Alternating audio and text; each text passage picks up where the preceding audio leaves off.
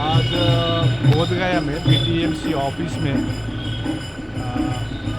National minority commission के chairman Iqbal Singh Lalpura जी और Rinchen Lamu जी जो हमारे बुद्धिस्ट मेंबर हैं नेशनल माइनॉरिटी कमीशन के, और बिहार सरकार की तरफ से एडिशनल डायरेक्टर राहुल कुमार जी का काफ़ी लंबा डिस्कशन हुआ। विशेष करके ये जो बीटी एक्ट 1949 को पूरी तरह से निरस्त किया जाए, और जो बोधगया में जो इस कानून के आधार, इस एक्ट के आधार पर जो 9 मेंबर में 4 बौद्ध और 4 अन्य धर्म के हैं, हिंदू है, वो भी ब्राह्मण है, तो इनको पूरे कमेटी में पूरी बौद्ध हो, ये हमारी पूरी एक ही मांग रखी है। और संसार में किसी भी धर्मस्थल का धर्मस्थल उसी धर्म के लोग ही संचालन करते हैं, और उन्होंने भी माना, ये पक्की बात है। तो मैं निश्चय इसमें कराऊंगा, और कल गवर्नमेंट के साथ और इसमें व्यापक चर्चा होगी, और तो निश्चय इसमें बौद्धों को जल्द से जल्द न्याय मिलेगा, इनसे आश्वासन मिली है। और हम लोग इसमें उनको शुक्रगुजार करते हैं कि उन आके एक अच्छा माहौल पर एक डिस्कशन की है, और सकारात्मक हम लोग जो निर्णय बौद्ध के हित में रहेगी, ये हम लोग आशा रखते हैं। और अच्छी मीटिंग हुई है, और हम लोग 2-4 दिन बाद फिर एक रिजल्ट हमको सामने दिख पाएंगे। हमारे साथ मकदमपुर के विधायक भी थे, वो भी साथ में हमारे साथ में थे। इस प्रकार से जम्बू लामा जी ऑल इंडिया बुद्धिस्ट फोरम के अध्यक्ष, यहाँ पर हमारे प्रज्ञाशील भांते जी, इस प्रकार से सत्यनंदन भांते जी, बिहार के कमेटी का अध्यक्ष प्रकाश बौद्ध जी, वाइस प्रेसिडेंट हमारे बाली पासवान जी, के बौद्ध जी, देवनंद जी, वैशाली से मनोज जी, इस प्रकार सभी हमारे धर्म मित्र सभी आए थे। तो काफ़ी अच्छी वातावरण में बात हुई, और निश्चय एक सकारात्मक रिजल्ट ज़रूर आएगा बौद्धों को। इसी प्रकार से हम एकता में बांधी रहे, और हम लोग शांति से, करुणा से हम लोग डिमांड रखे हैं, और एक अच्छा रिजल्ट का हम लोग उम्मीद कर रहे हैं। धन्यवाद। और यहाँ पर आशा का किरण एक जगह है कि उन्होंने बोला है कि ये बात प्राइम मिनिस्टर का कानून तक पहुँचा देंगे। पहुँच गया है, पहुँच गया है। हम लोग पूरे ऑल इंडिया बुद्धिस्ट फोरम के लोग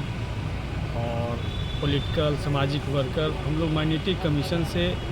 2 महीना पहले हम लोग गए थे दिल्ली में मुलाकात करने, और हमने बीटीएमसी एक्ट 1949 को रिवील करने के लिए इनसे अपील की थी। और हम लोगों ने कहा था कि आप स्वयं इसकी जांच कर लीजिए। तो एक सकारात्मक है कि माइनॉरिटी कमीशन के चेयरमैन स्वयं और उसके मेंबर्स लिंचिंग लामा जी,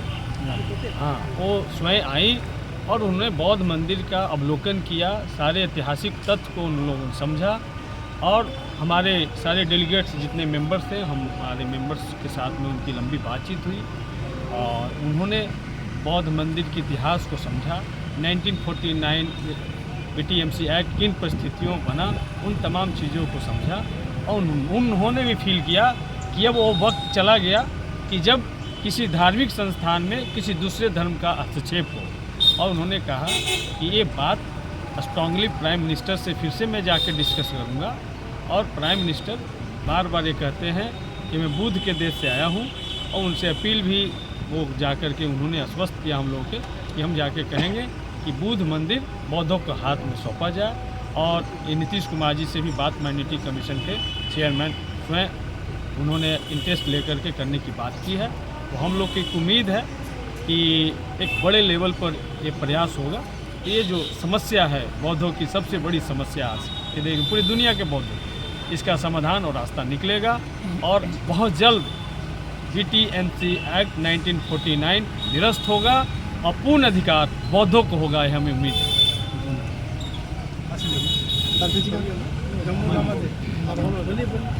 इसे आज बहुत ही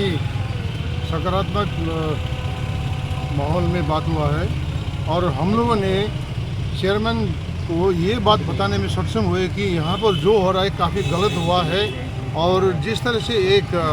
भ्रम का स्थिति पैदा किया गया था यहाँ पर, ये जो यहाँ पर बौद्ध विहार में शिवलिंग है, या भगवान बुद्ध कृष्ण का अवतार है, ये सब जो हम लोगों ने उसको सही तरीके से बड़े ऐतिहासिक तथ्य के साथ हम लोगों ने प्रस्तुत किया है कि बौद्ध धर्म और हिंदू धर्म का कोई समानता नहीं है, और बौद्ध धर्म हिंदू धर्म से कोई ताल्लुक नहीं रखता, और हिंदू धर्म का ये जो महंत का जो अतिक्रमण है बौद्ध स्थल में, इसको शीघ्र से शीघ्र हटा जाए। और ये जो BTMC एक्ट ने जो एक अत्याचार जो किया है, इसको जल्दी से जल्दी संशोधन किया जाए, इसको जल्दी सुधार किया जाए, और BTMC के एक्ट को संशोधन नहीं, पूरा रिपील करके, इसको निरस्त करके पूरा ये जो बौद्ध स्थल है बौद्धों के हाथ में दिया जाए, ताकि हम लोगों ने इसको सही ढंग से संचालन कर सके। हमने देखा है श्रीलंका में जो अनुराधापुर में यहाँ से बौद्ध वृक्ष का को एक सैपलिंग अशोका के बेटी संघमित्री ने जाके वहाँ पर लगाया था, वो पेड़ अभी भी वहाँ पर है, और श्रीलंका सरकार ने इसको इस तरह से सुरक्षित रखा है कि उस पेड़ का आसपास 1 किलोमीटर की जगह पर कोई अतिक्रमण नहीं है, एकदम सफा एकदम रखा है वो। और जिस तरह से यहाँ पर अतिक्रमण हुआ है, ये इससे दिखाता है कि इसका रखवाली में यहाँ का जो अभी का जो वर्तमान संचालन कमेटी उसका कोई केयर नहीं है, उसका कोई इच्छा भी, इसका इच्छा शक्ति दिखाई देता है। तो ये अगर ये हम लोग को बौद्धों को हाथ में आ गया, तो जिस तरह से ये यहाँ पर अतिक्रमण हुआ है, इसको भी हम लोगों ने सही रूप